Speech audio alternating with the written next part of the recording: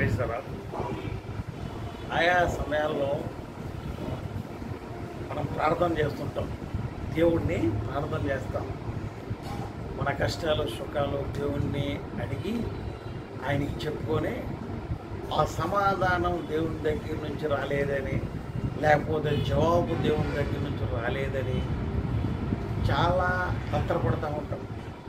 ఏంటి నా దేవుడు నన్ను మర్చిపోయాడా, నా ఇబ్బందిని ఆయనకి చెప్తూ ఉంటే అసలు నా ఇబ్బంది తొలగడం లేదు, నా బాధలు ఇరుకులు అలాగే ఉంచాడు దేవుడు అని అనుకుంటాం. కొన్ని సందర్భాల్లో దేవుడు కావాలనే వాటిని అనుమతిస్తుంటాడు. ఎందుకు అనుమతిస్తాడు అంటే నీలో విశ్వాసాన్ని ఆయన పరీక్షించాలి కాబట్టి. మనలో ఉన్న విశ్వాసాన్ని పరీక్షించాలంటే కొన్ని అనుమతిస్తే కదా మనకు అర్థమైందే, మనమేంటి ఆయనకి అర్థమవుతుంది, ఆయన ఏంటో కూడా మనకు అర్థమవుతుంది. సో అందుకని మనం ఏం చేయాలంటే మెలకు కలిగి ప్రార్థన చేయాలి, మెలకు కలిగి ప్రార్థన చేయాలి. ఎందుకంటే సమాధానం ఖచ్చితంగా వస్తుంది, దేవుడు ఖచ్చితంగా హెల్ప్ చేస్తాడు. మన ప్రార్థన వినటం లేదని ఎప్పుడూ అనుకోవద్దు. మనం ఖచ్చితంగా విరిగి నలిగిన ఉదయం ఆయన ఆలక్ష్యం చేయడు, ఖచ్చితంగా ఆయన మనకి హెల్ప్ చేస్తాడు. మన మొర వింటాడు, మన ప్రార్థన వింటాడు, తగిన కాలం ముందు సమాధానం ఇస్తాడు, జవాబు దొరుకుతుంది. అంతవరకు మనం ఓపికతో ఆయన కొరకు కనిపెట్టుకుని ఉండాలి. చాలా మటుకు ఆ రోజుల్లో కూడా, యేసయ్య ఉండే రోజుల్లో కూడా ఆమె పాపం ఒక ఆమె ఉంది, కనాను స్త్రీ.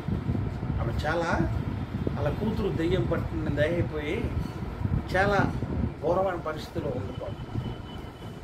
అయితే యేసయ్య దగ్గరికి వచ్చింది, దేవా ప్రభువా నా కూతురు దెయ్యం పట్టేసింది, చాలా ఘోరమైన పరిస్థితిలో ఉంది, మీరు రండి ప్రభు ఒకసారి బాగు చేతురుగానే అనడానికి వస్తే యేసయ్య సమాధానం ఎలాగుందో చూడండి. యేసయ్య సమాధానం ఎలాగుందో చూడండి ఒకసారి. చూడండి, మత్తయి సువార్త 15వ అధ్యాయము 21 నుంచి 28 వరకు ఎవరైనా చదవనమ్మా. యేసు అక్కడ నుంచి బయలుదేరి తూరు సీదోనుల ప్రాంతమునకు వెళ్ళగా ఇదిగో ఆ ప్రాంతముల నుండి కనాను స్త్రీ ఒకతే వచ్చి ప్రభువా దావీదు కుమారుడా నన్ను కరుణింపుము, నా కుమార్తె దయ్యం పట్టి బహు బాధపడుచున్నదని కేకలు వేసెను. అందుకాయన ఆమెతో ఒక్క మాటైనను చెప్పలేదు. ఒక్క నిమిషం చూసారా, పాపం ఆమె కనాను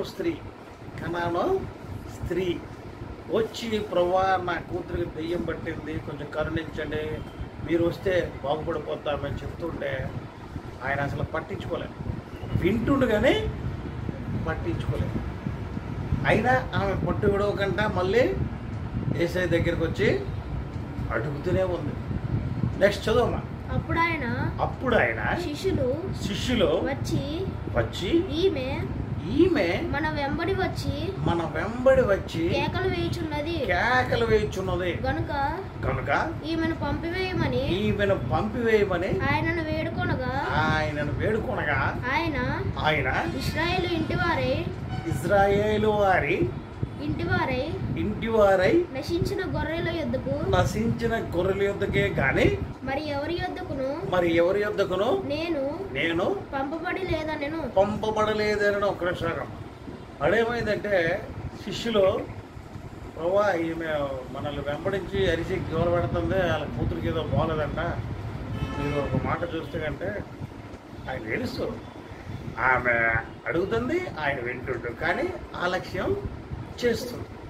శిష్యులు అడిగి చెప్పారు, ప్రభువా పాప ఆమె గింజుకుంటుంది పాప, ఏదో ఇచ్చి పంపించేస్తే బాగు చేస్తే అయిపోతుంది కదా అంటే, నేను ఇజ్రాయేల్లోనూ దారి తప్పిపోయిన వాళ్ళకి తప్పించి నేను ఇంకెవరి గురించి కూడా నేను పంపబడలేదు అని చెప్పేశాడు. అదే మాట అక్కడ ఆ మాటకి ఆమె ఏమన్నదో చూడండి, ఆమె విశ్వాసం.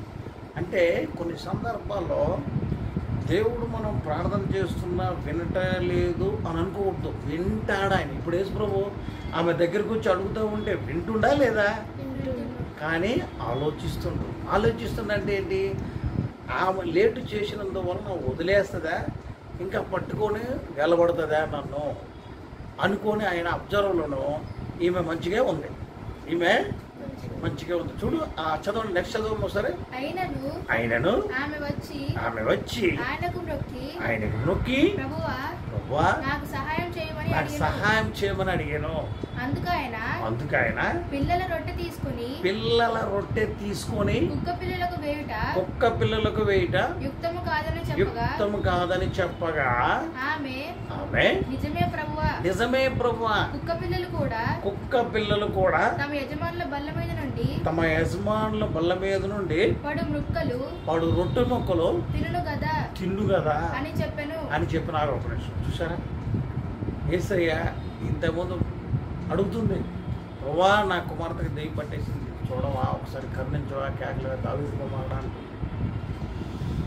సైలెంట్ ఉన్నాడు. తర్వాత ఆమె ప్రభువా నేను అట్లా కాదు, యాక్చువల్గా పిల్లల రొట్టె ముక్కలు తీసుకెళ్ళి కుక్క పిల్లకి ఎవరైనా వేస్తారేంటమ్మా, అట్లా వేయబడదు అంటే ఆమె ఏమన్నా తెలుసా, నిజమే ప్రభువా పిల్లలు తినే రొట్టె ముక్కలు బల్ల మీద పడిపోతే వాటిని కుక్క పిల్లలు కూడా తింటాయి కదా, మరి అలాంటప్పుడు నేను కూడా అలాంటిదని అనుకోండి అని అంటే ఆయన వెంటనే ఏమన్నాడో చూడండి ఒకసారి. అందుకు యేసు అమ్మా నీ విశ్వాసం గొప్పది, నీవు కోరినట్టే నీకు అవునుగాక అని ఆమెతో చెప్పాను. ఆ గడియలోనే ఆమె కుమార్తె స్వస్థతను ఉందేనో. చూసారా ఎట్లా సమాధానం దొరికిపోయింది ఆమెకి. సో జవాబు దొరకలేదు అని మనం ప్రార్థన చేస్తే జవాబు రాలేదు, నాకు దేవుడి దగ్గర నుంచి నాకు ఇంకా ఏం రాలేదు, ఉత్తరం ఏం రాలేదు అనుకుంటున్నాం. నో, ఎప్పుడు కూడా నువ్వు చేసే ప్రార్థన ఏదైనా సరే నువ్వు దైవ చిత్తానుసారంగా నువ్వు ప్రార్థన చేసినప్పుడు ఖచ్చితంగా నీకు సమాధానం దొరుకుతుంది. కాకపోతే లేటు అవుతుంది అని అంటే అది నీ పక్షంగా మంచి జరగడానికే దేవుడు అది లేట్ చేస్తుండో అనుకోవాలి. మరీ అంత లేట్ చేయడం, లేట్ చేయడం అంటే సంవత్సరాలు ఎప్పుడు దేవుడు లేట్ చేయడు, తొందరలోనే జరుగుతుంది. కాకపోతే మన విశ్వాసాన్ని కొన్ని సందర్భాల్లో పరీక్షిస్తాడు. మన సమాధానం, మన నోటి నుంచి మన హృదయం ఆలోచనలు ఎలా ఉంటాయి, మన నోటితో ఏం మాట్లాడతాము అనేది కూడా ఆయన అబ్జర్వ్ చేస్తుంటాడు. ఈమెను అలాగే అబ్జర్వ్ చేసాడు. కనాన స్త్రీని అబ్జర్వ్ చేస్తే పిల్లల రోడ్లు తీసి కుక్క పిల్లకి వేస్తారేంటమ్మా ఎవరైనా, అట్లా అయ్యకూడదు కదా. నిజమే ప్రభువా కుక్క పిల్లలు కూడా యజమానులు బల్ల కింద పడే రొట్టె ముక్కలు తింటాయి కదా, నేను అలాంటి కుక్క పిల్లని అనుకోండి అని అర్థము, అనుకోండి ప్రభువా అని అంటుంది. యేసయ్య గ్రహించి అమ్మా నీ విశ్వాసం గొప్పది, నీవు కోరినట్టు నీకు జరుగును కాక అని అన్నాడు. ఆ సమయం అందే ఆమె కూతురు స్వస్థతను ఉద్దేశించింది. సో ఆమె కుమార్తె ఎట్లా స్వస్థతను అందిందో ఆమె అడిగింది, లేట్ అయినా పొందుకుంది.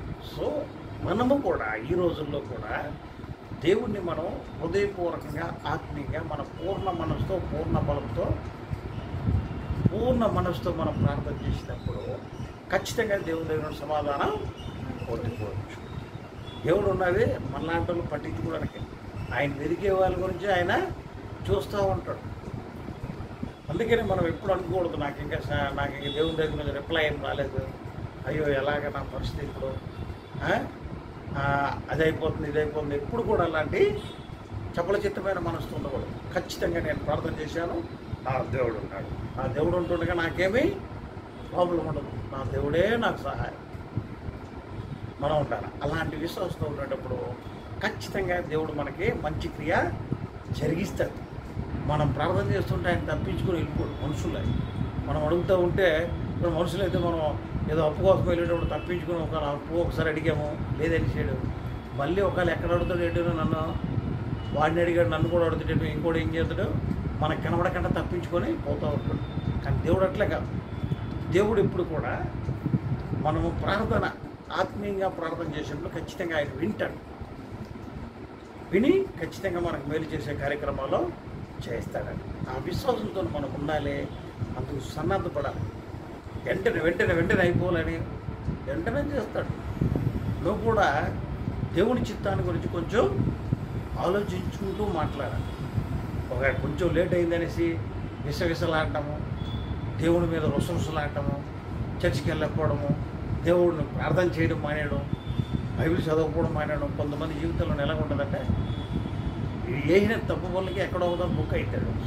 ఇవి చేసిన తప్పు వాళ్ళకి అది ఏం చేస్తారు, ఆ బుక్ అయిపోయింది కాకుండా దేవుడి మీద నెప్పండి వేసేస్తారు. నా జీవితంలో ఇట్లా అయిపోయింది ఏంటి, ఇప్పుడు దేవుని మర్చిపోయి అట్లా అయిపోయింది. దేవుని పట్టుకో, ఇప్పుడు దేవుణ్ణి కాలు పట్టుకో. దేవుని కాలు పట్టుకుంటే అన్నీ సక్సెస్ఫుల్గా ఉంటాయి.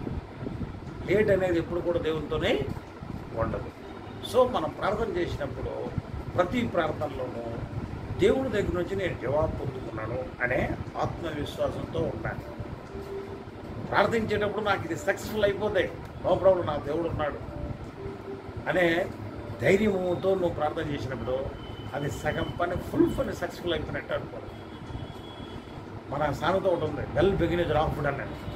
మనుషులు చెప్పే సామెతలు ఎలా ఉంటుందంటే మంచిగా మొదలెట్టి ప్రారంభించిన ఏ పనైనా సగం పని చేసేసినట్టేనట్ట కాదు.